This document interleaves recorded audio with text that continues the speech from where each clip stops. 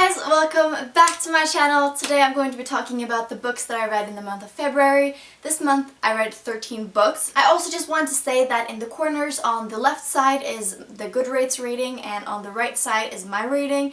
My rating is based upon how much I enjoyed the book. The first book that I read, actually I started in January, is this book right here called Short Stories by E. Nesbit, and it's just a collection of short stories that E. Nesbit has written. I think she lived in the late 1800s, early 1900s. This has a really old writing, but it's really beautiful. The short stories are not really that scary. They're more like legends and that kind of thing. My two favorite stories is about this man who falls in love with a portrait of a woman, and she ends up walking out of the picture. She says that they've been long lost lovers for years and probably been together for like another lifetime. And another one of my favorites is a story of this man who likes to experiment, and he's trying to find a drug that heightens your senses, and his wife is really against it and animal testing and such, and so he starts testing on himself and curious things start to happen.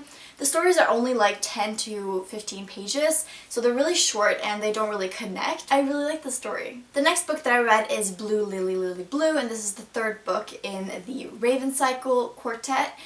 I really liked this book. I felt that it was a little bit connecting book because the first book is about these three boys who are best friends, and Blue, who lives in a house full of psychics, and they are obsessed with finding this ancient king that is going to grant them a wish if they wake him up. And this book was not like my favorite. I think my second one was the favorite, but it's a really good series. The language is really good, and I like Maggie Stiefvater's writing. I like the story. The next book that I read is Reign of Shadows. This is the first book in a trilogy, I think. The second book is out. It just came out in February, and it's only hardcover. I'm gonna buy it as soon as it's in paperback. This is about this world where the sun basically went out, or like was covered by the moon 17 years ago, I think it is, and you follow the main character, which is a princess, and she has escaped from the tower and has lived in secrecy, and nobody should know she's alive as long as this darkness had come upon this land. It's a fantasy book and it's really good. It is written by Sophie Jordan. The story is really cheesy. She lives in this castle and there's just these creatures in them who have arisen from the darkness, and you're going to learn about different creatures. It's a love story, but it's also an adventure story. It's really cheesy and you can kind of see where it's going, but I just love it anyways. The writing is so captivating, like I couldn't put it down. Next I read The Perks of Being a Wallflower by Stefan Chbosky. Anyhow, I read this book together with my mom and for a book club. I really enjoyed it. I actually watched the movie first when I was like 12 and I didn't understand it. And when I read the book, I understand it so much more. You basically follow this boy, I think he is like 15 years old or something, and his best friend died the year before, and he's an introvert, and he is very an observer, and he's a wallflower, as they say in the book, and he gets to know these two people called Sam and Patrick, and together you learn kind of how the friendship evolves and his reflection, how he kind of discovers things about himself that he never knew. They're written in letter format, and you never know who he's writing to, which is always really interesting. So yeah, I really like this book. The next book I read for school, and that is The Collector by John Fowles. I really like this book. Like, I think this might be actually my favorite classic that I've ever read, and I think I read like quite a lot of classics.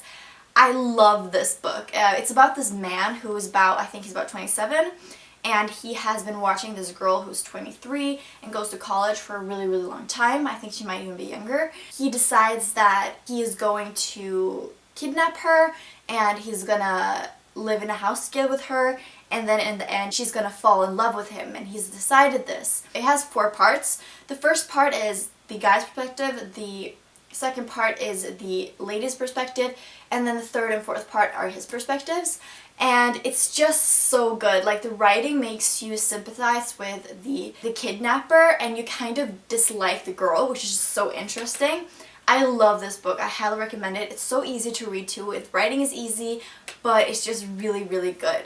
The next book I read is Girl in Pieces by Kathleen Glasgow. I did a book review on this book, so you can check that out in the cards.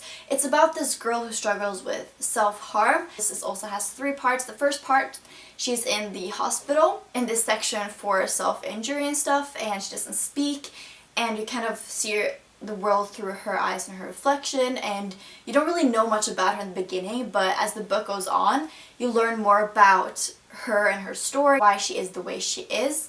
It's a really good book. I don't recommend it for those who are struggling with it in the moment because it is very graphic and it is very harsh and the language is very direct. It doesn't really hide anything, but it's a really good book. Next, I read Glass Sword by Victoria Aveyard, the first book. Red Queen, I read I think last month, and this is the sequel. It's a trilogy, and I have the 3rd book too, so hopefully I'll read that in March sometime. This book was pretty good. Like, I say I enjoyed it. Both the books is about this world, but there's red and silvers. Reds have red blood, silver has silver blood. The reds don't have powers, and they're kind of the lower class, the workers and the warriors. And the whole society is controlled by the silvers who have these powers to do different things. Main character Mare, she gets in a sticky situation where she has to be in contact with silvers, and it's just a really good book, the first one. The second one is kind of like, I don't really like the red trying to overcome the silvers. I felt it was like a concept that's kind of been used before, like the revolution, blah blah blah blah, like, I don't know, it's just kind of like it dragged out a little bit and I kind of had to push myself to finish it. But I think it's a good book and I'm excited for the ending because I know what happens. But it has a really, really annoying like love triangle, which is just, it's so bad. Like the love triangle in this book is just so bad. Like I'm so sick of her love triangles right now. The next book that I read is The Lightning Thief by Rick Riordan. This book has been in my TBR pile for forever. I read it and I absolutely loved it. If you haven't read the series, like, you actually have to read it. I have bought the 2nd book and I'm planning to read it this week, so that's going to be exciting.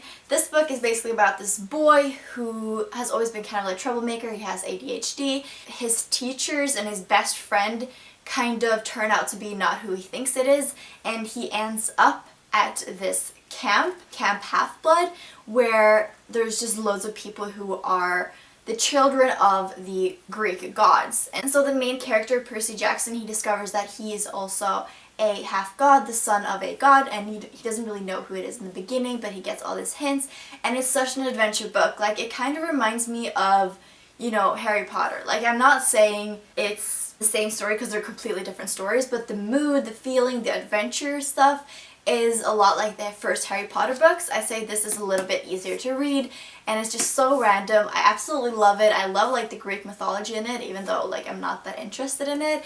It's just this book just makes it so good. Like, just read this book. It's great. The next book that I read is Truth Witch by Susan Dennard. I've read the 2nd one in this series too, called Wind Witch, because it just came out and I saw it on BookTube and I just had to read it. This book is really hard to explain because the language is so incredibly difficult. I'd say the book is about 2 thread sisters, and thread sisters is basically like when you have a special bond. The Truth Witch can tell a lie from a truth when someone's speaking, and her thread sister is a thread witch, and she can see the connections between people and the kind of color auras I guess I'd compare it to.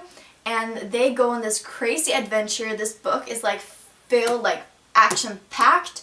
This land called the Witchlands is like a completely new concept, like world building. It's like hearing someone explain this new world, everything from alliances to countries to cultures to, like, it has everything, like this new Witchland world, and it's really complicated. Like, if you haven't read a lot of books, especially if you haven't read a lot of like high fantasy books, I definitely don't recommend this book because this book is really hard to read and really hard to keep up with. I think if I didn't read these books as fast as I did, I probably would have hated them. They're really complicated, but once you kind of get into it and you learn the names of the countries and which have trade with who and who knows who and what witches are what, and you know, this whole thing, like, I loved it. Like, the 2nd book also, I just finished it today. So good. Like, this series is so good and I actually can't wait. It's gonna be a series with 4 books in it, so that's amazing. I hope the 3rd book is coming out soon. Good book. I recommend it if you read a lot. The next book I read is Leaving Paradise by Simon Elkelis. This book is pretty short and it was kind of weird. It's about this guy who, when he's drunk driving, he drives over this girl and he is in prison and the girl is in recovery. The book starts when this guy comes out of prison. This girl starts going to school again and you see kind of how they meet each other and how they're both so angry with each other because they both kind of like ruined each other's lives, I guess. I mean, it's an interesting concept, but it's just kind of, first off, very predictable. Like, it's a love story and obviously like they end up falling in love. Like, you already know that from the beginning. Like, look at the cover. Like, literally, look at the cover. I mean, I enjoyed it. It was like an easy read, quick read. I cried at the end, which always means it must have been a good book, right? The next book I read is a book called Yuko by Jenny Milewski. This is a Swedish book and it's written in Swedish. Gorgeous pages. It's about this girl. She goes to college and the room where she lives in with like the people that live in the same area as she does, like, turns out like this Japanese woman has killed herself, the one who lived in her room before. Killed herself in the bathroom, and then Japanese girl called Yuko starts like haunting her. And it's basically about cultures actually, and about how European cultures want a reason for everything, but Japanese cultures there isn't really a reason, so it's a really haunting story, but I think I enjoyed it. The next book I read is a book called The Plague Charmer by Karen Maitland.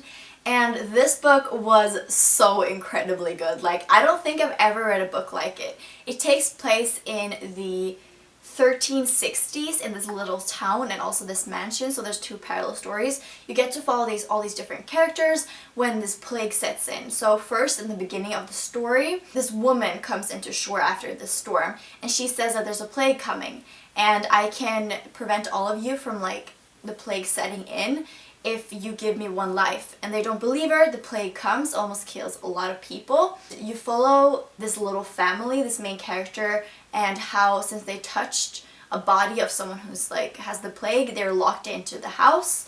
And these children you get to follow. You also get to follow this dwarf.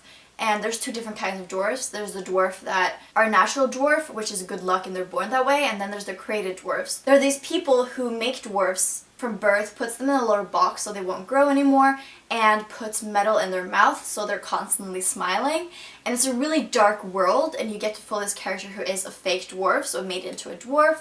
And it's such a great book. Like, it's so good. I usually don't like plague books and definitely don't like old books. It's just so well written. The language in this book is just so good. I highly recommend it. It's a massive book. Like, it's bigger than my face, but it's just, it was so worth it. So good. It has a map. It has a description of like all the characters. It has a mythology section in the back. And the last book that I read this month of February is How to Be Bad by E. Lockhart, Lauren Miracle, Sarah Milanovsky.